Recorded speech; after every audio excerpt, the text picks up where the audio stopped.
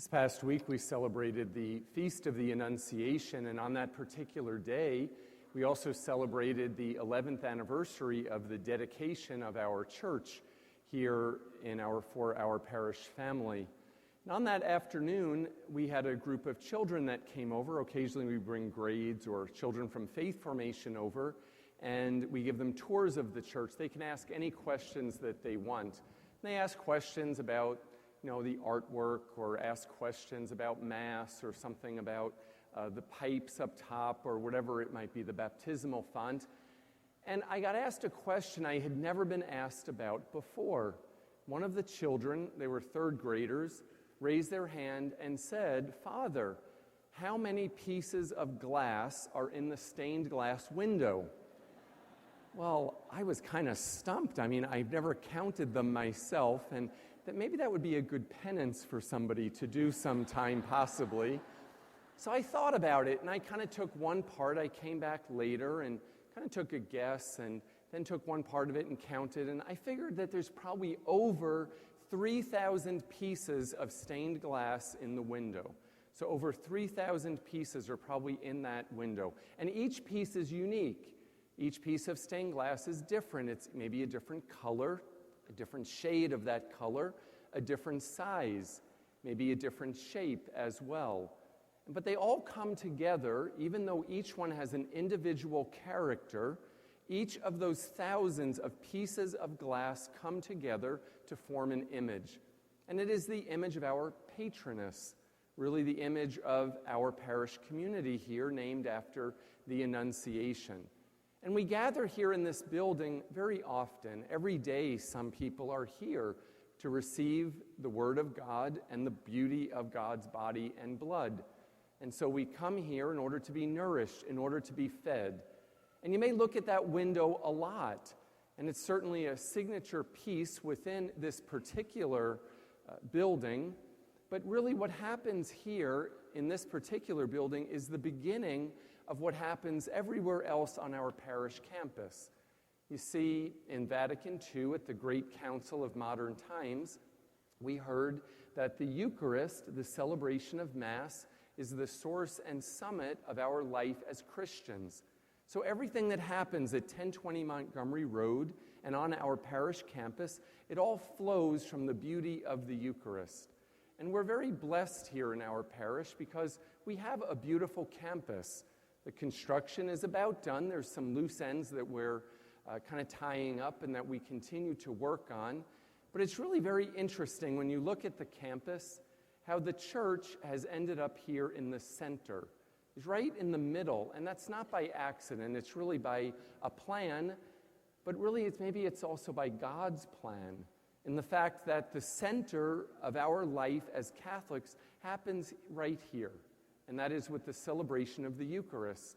And everything else that goes on outside of there, it really flows from our knowing God, our worshiping God, our praising of the Lord, right here on this holy ground. Now, we're blessed here in our parish with many beautiful buildings, and a lot goes on in them. I am amazed night after night. I walk around our parish, and I walk around the campus, and almost in many of the rooms, there's something happening in each of the places. But it's not necessarily the buildings, it's really about what happens inside of them that is most important.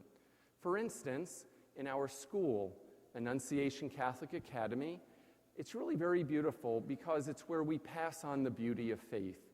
It is there in that place, under the direction these last 18 years of Dr. Curran, that we are able to pass on the beauty of faith, such an important role. We also now use it for faith formation for our children and youth, so we're able to use it for all of the children of our parish. We also have the complex, which was built in the early 90s. It was called Project Hope, and that includes the Child Care Center, where there's a lot of love. I have to tell you, on a day when maybe I'm having not too great of a day, I like to go over and sit and look at the babies, just to see. It kind of renews your faith, renews your hope in the future. And there are 150 children that are there in our daycare center, cared for during the day, or in pre-K type programs. And it's really a wonderful place. We also have what is known as the cultural center. And, in the first book of the Bible, God gave the ability for people to name things. And I take that pretty seriously. And so I've kind of made a decision, talked to some staff and the pastoral council, and we're going to be renaming a few of the buildings here because really we've looked at what the purpose of some of our buildings are. And for instance, this particular place is where a lot of formation takes place for adults and also for children. And think about, where was it that Jesus was formed? It was in the city of Nazareth. That was where he learned. That was where he learned about his faith. So as we get new signage for our property, we're going to call it the Nazareth Center. As well, we have our gymnasium, which is obviously a pretty basic type of building, but we're going to put it under the patronage of St. Michael the Archangel. We don't have a saint name for our parish, so we're able to name things and kind of bring the saints in other ways. St. Michael is the defender in battle. And I can tell you, on Tuesday night, when the men are there playing basketball, there's a lot of battles that go on. We also have our newest addition to our campus, which is Padre Pio's place. And you can see the statue has moved. He didn't bilocate there. No, we moved it over there, okay? He didn't move himself. We moved it over there. And that building will be used for multi-purpose things, for our youth, for adults, for different things, receptions after funerals, etc. It's going to take a few more months till we're almost finished with it. And of course, we have our new field, our track and field. We blessed it on Easter morning. And then the children had a chance of the school to walk around this past week. They really enjoyed that. They enjoyed that opportunity to go around it. And we're going to call it Shepherd's Field, again, giving it a Christian name because it was there in that place. That's actually a place outside of Bethlehem, Shepherd's Field. And it was in that place where the Annunciation to the shepherds took place, where on the night Christ was born, the angels came to the shepherds. It was one of my favorite places to visit when I went to the Holy Land. And of course, we have the Life Center, which for years is really one of the original buildings on our parish campus. A lot of activities go on there. We're going to put it under the patronage of St. Gabriel, because St. Gabriel is obviously a very important part of the Annunciation story. So pretty much everything has to do with angels and with the Annunciation. But also, St. Gabriel is a patron of communication. So where our parish office is, what a great place to have under the patronage of St. Gabriel, a messenger, plus a lot of the experiences that go on in there as well, really kind of help to bring us to be messengers of God through the gift of our parish life. So you look around and you see all of that goes on here on our 35 plus acres of property, and really there's a lot of activity. But it only really takes on significance if we are also like those in the early church. Like during this particular time of year, during the Easter season, we hear stories from the Acts of the Apostles and about how they grew the early church. And they grew the church not because they kept the faith all on their own, they grew it because they went out. And that's what we're really called to do, is to go out from here and to go outside of ourselves as people in order to share the love of God. Today, in our readings, we hear about the early church. We also hear a little bit about, in the gospel, of how Jesus developed relationships with those who were very close to him. And really, it's one of the resurrection appearances. They had breakfast on the beach. So look at that. Jesus made himself present in many places. Not just in one place, he made himself present in many places, and he used people to help him with that and to do that.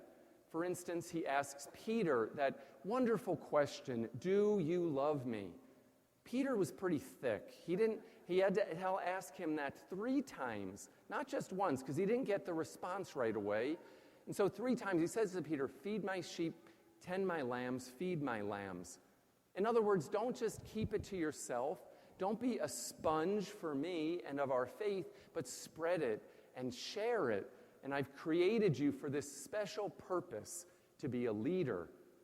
To be a leader. He gave him the keys. That first window up there is the keys that represents Peter. In order to be the leader of the church, he gave Peter the talents in order to be able to start something, to go to Rome, to be able to find so many things that happen within the church, set up a structure, be looked up to, etc. So he gave him a lot of responsibility, and he had a special purpose for Peter, not unlike the special purpose he had for the Blessed Mother, for Mary. Again, from our window, when Mary was created in an immaculate way, without sin, because God had a plan for her. God had a plan for her that he was going to ask her to do something special, and that was to be the mother of his son. So he prepared her for that. He formed her, and he gave her that opportunity when he went to her to ask her that question through the angel Gabriel. And Mary's response was, yes, I want to share my relationship with you. I want to share all that I am and all that I have to be a Christ bearer, to be able to bear Christ to the world. And that's what each one of us are very, very much called to do, is to be a Christ bearer, to be able to take the message of our faith, like the early Christians, to be able to think about, well, how has God blessed us?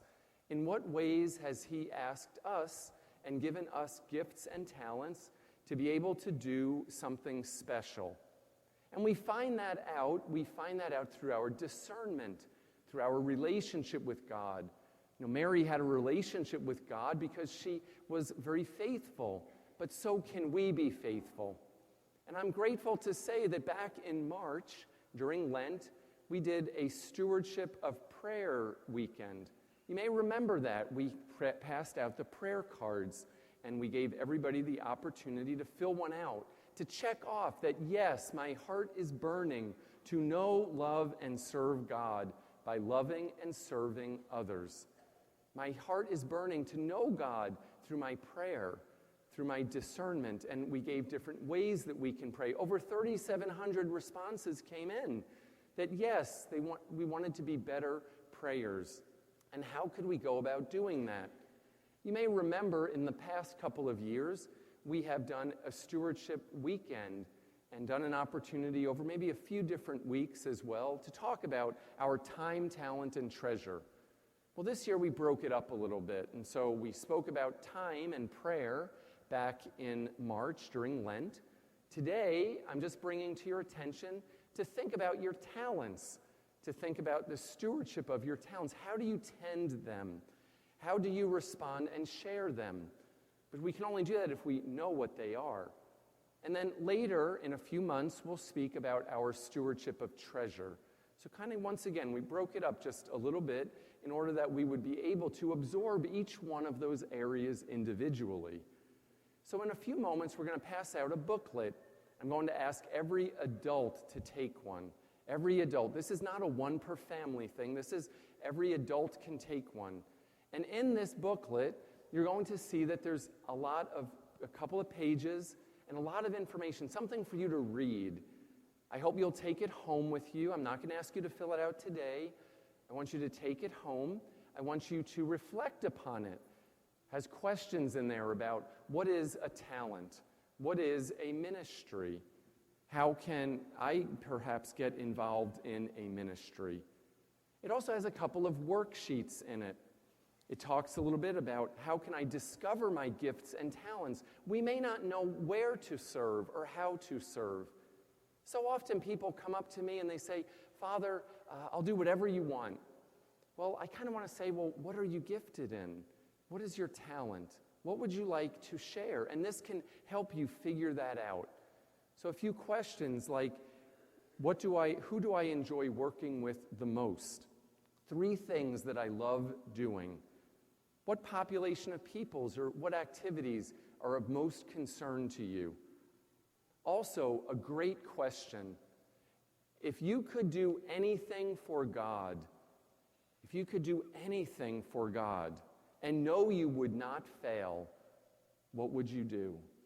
If you could do anything for God. It also has in here opportunities for families What are some stewardship for family opportunities? How can the children get involved? And what is open to them and available to them? And also we have something about a new group that we're starting. It's called Gabriel's Helpers. Because I know that today for many, many people, time is so valuable. And it just seems like it's very limited. And so this is a ministry where when we have a need in the parish, we will have your email if you want to give that to us and sign up, or your phone number. And then you'll be contacted when we have a need. If you're able to help out in that one-time only need, great. For instance, when we had 4,500 bottles of holy water to fill, we would call you and say, these are the times we're doing it. Would you like to come and help? Something really for all ages, something that many people could get involved in. And then in the booklet, the back cover is kind of a neat thing. This is one of those ooh-ah moments, folks, okay? Because I want you to read through the book, but don't just read it. And also husbands, I want you to make sure you get one of the books too, okay? Because sometimes we let the wife do that sometimes, and you tell me what my gifts and talents are, or what they are for our family. This is individual for everybody to do. So the ooh-ah moment is you're going to take it, and then you're going to, whoops, that wasn't too ooh-ah, was it? There we go. You kind of break it apart, and then you fill it out, and it has a whole list of what the talents are there. What are the talents? What are 10 things that you think you are talented in? To pick that out and put your name on it. On the back, it lists some of our ministries and the different groups that go on here within our parish that we sponsor. And so their descriptions of them are in the bulletin this week. They're online.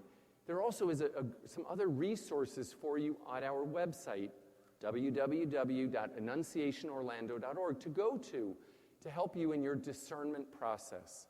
But now I don't want you to just take this and to fill it out and leave it at home. We want you to bring it back next weekend, completed. And so all of the adults can bring one back. And you can just place it in the basket, bring it to the parish office, which is open on Sunday mornings from 9 to 12, or bring it to the sacristy, bring it to us during the week, whatever it is, but to bring it back to us because we want to help you. That's part of our role as a parish. And I feel as your pastor as well to help you in discerning where you're called to be able to serve. And how is it that we as a family can live out the mission that God has entrusted to us? Again, look at that window. There's a lot of pieces. A lot of activities go on here. They all come together to help form what is known as the community, the parish family of Annunciation Catholic Church. So I thought we could celebrate for a moment also some of the activities that go on here throughout the year, opportunities for you to be involved, to be able to see it, and to be able to visualize, and to really get a better understanding. And I'm so grateful to all who have a part or are involved in our community, who are good stewards of your talents. But I know that there's room for a few more too. So let's just kind of think and reflect for a moment, perhaps, on what is it that God is calling us to do and where to serve.